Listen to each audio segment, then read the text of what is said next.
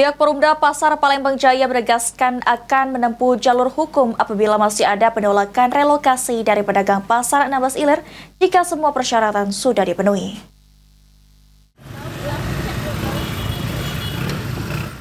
Rencana relokasi pedagang pasar 16 Ilir dalam proses revitalisasi akan dilakukan oleh Perumda Pasar Palembang Jaya bersama pihak PT BCR terus menuai penolakan dari pedagang pasar 16 Ilir.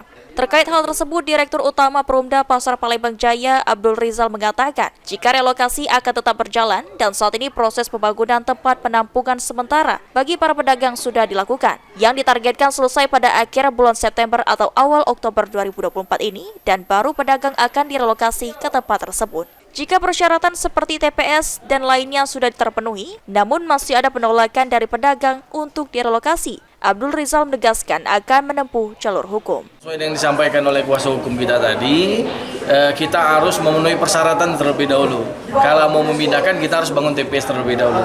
Nah, ketika ada penolakan, ketika ada hal-hal yang tidak kita inginkan, harus kita berlawan dengan hukum, itu harus kita lakukan. Anugerah Sandi Pratama, PAL TV.